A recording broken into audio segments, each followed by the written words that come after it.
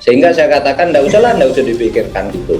Kan cuma gitu. Sejarah banyak membuktikan sikap penguasa yang seperti itu pasti dan pasti akan tumbang di tangan rakyat yang senantiasa di backup oleh militer. Belum ada keputusan itu Mbak, kita juga belum diajak bicara. Mas Hasto juga udah kemarin udah ngomong kan.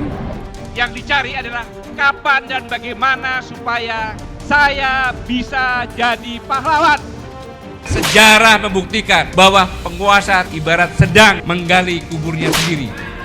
Saya bilang lucu, geli, dan jijik. Saya bilang lucu, geli, dan jijik.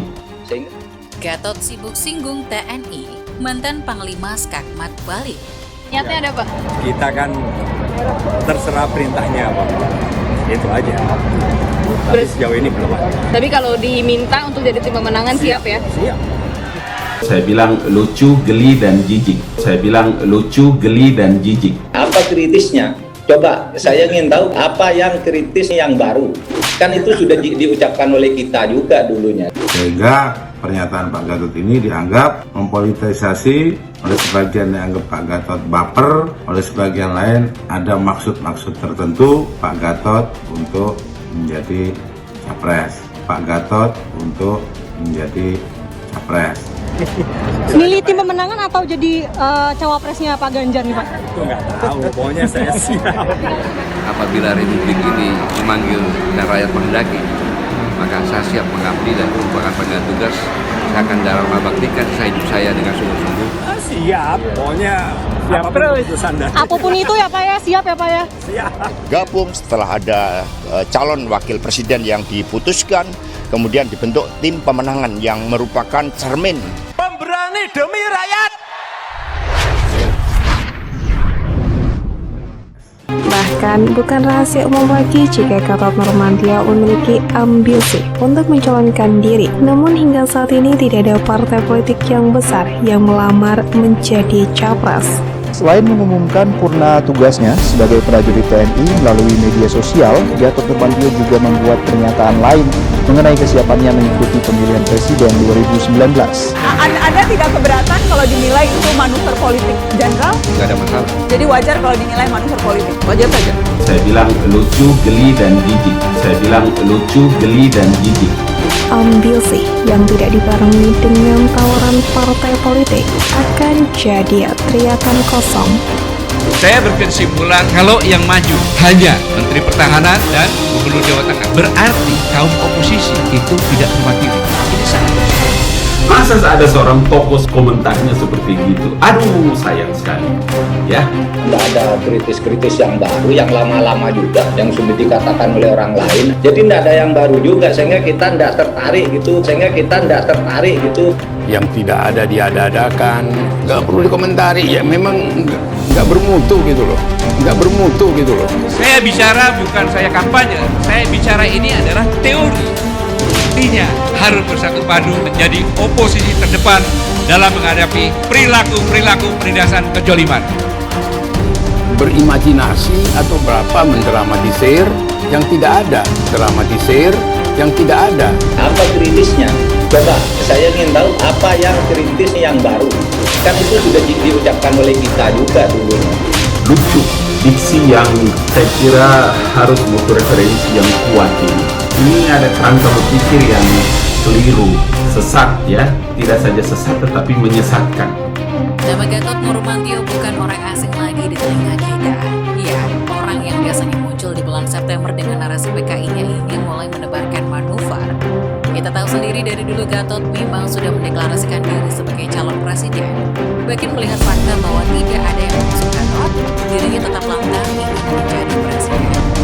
Beda dengan Andika Perkasa, mantan Panglima TNI yang tidak gembar-gembar berambisi menempati kursi RI 1. Andika Perkasa malah menjadi ketua pemenangan Ganjar Pranowo. Pamor Andika Perkasa memang tak pernah surut. Dirinya tetap menjadi mutiara dimanapun ia berada. Sepak terjangnya yang tidak memiliki celah, sulit untuk diserang dan dicari kesalahannya. Namun setelah Gatot gagal total menjadi calon presiden, namanya kian meradu. Pamornya kian surut, tidak ada pilihan lain selain menjadi oposisi pemerintahan Jokowi. Dan namanya tetap diingat masyarakat. Belum ada ada keputusan itu Mbak, kita juga belum diajak bicara. Mas Hasto juga udah kemarin udah ngomong kan.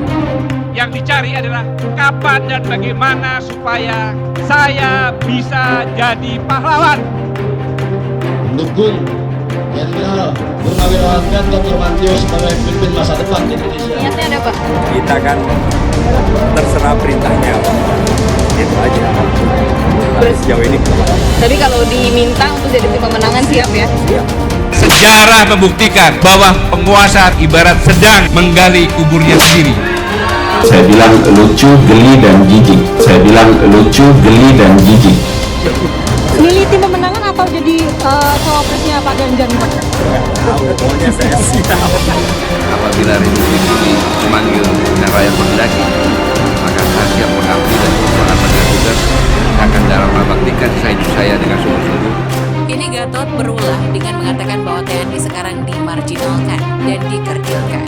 Merespon hal itu, TNI langsung angkat bicara. Kepala Pusat Penerangan TNI Laksamana Muda Julius Wijoyono mempertanyakan indikator yang dipakai mantan Panglima TNI Jenderal Purnawirawan Gatot Nurmantio setelah menyebut TNI saat ini seperti dimarginalkan, dikebiri hingga dikerdilkan. Tanya Pak GN, indikatornya apa? Kata Julius kepada CNN Indonesia.com Rabu 21 Juni lalu. Sebelumnya Gatot Nurmantio menyebut TNI saat ini seperti dimarginalkan, dikebiri hingga dikerdilkan. Menurutnya kondisi ini jauh berbeda dengan TNI dahulu yang dibanggakan. Mantan Panglima TNI Jenderal Purnawirawan Gatot Nurmantio menilai Tentara Nasional Indonesia saat ini berbeda dengan TNI dahulu yang keberadaannya dibanggakan. Kita lihat sekarang ini kasihan TNI seperti dimarginalkan, dikebiri atau seperti dikerdilkan, kata Gatot di Al Jazeera Restoran and Function Hall, Jakarta Timur, Rabu 21 Juni. Ia menilai kemanunggalan TNI sama sekali tidak terlihat, lantaran yang nampak saat ini TNI sudah lumpuh, bahkan menjadi alat bagi rezim untuk meneror, mengintimidasi atau menakut-nakuti rakyat mengenai apa yang menjadi ambisinya. Semestinya dimanapun dan kapanpun TNI sejatinya harus tetap eksis dalam mengawal atau menolak berbagai bentuk penindasan dan kezaliman yang dilakukan siapapun juga oleh penguasa yang bersikap sewenang-wenang, ujarnya. Gatot mengatakan sikap tersebut seharusnya menjadi prinsip TNI sebagai pejuang profesional yang tak mengenal kompromi terhadap semua bentuk penindasan. Kalau berkaca pada suri tauladan Jenderal Sudirman, maka semestinya TNI harus konsisten dalam menerapkan menjadi penjilat, apalagi jadi anggota represi yang ternyata banyak melakukan penindasan kezaliman pada rakyat, tuturnya. Gatot mengatakan bahwa peran TNI tidak hanya sebagai penjaga kedaulatan negara, namun juga harus bisa mendorong semua elemen dan lembaga negara untuk menciptakan ekonomi keadilan, penegakan hukum berkeadilan, dan pemerataan kesejahteraan. Perlu diketahui, semua lapisan masyarakat TNI harus tetap setia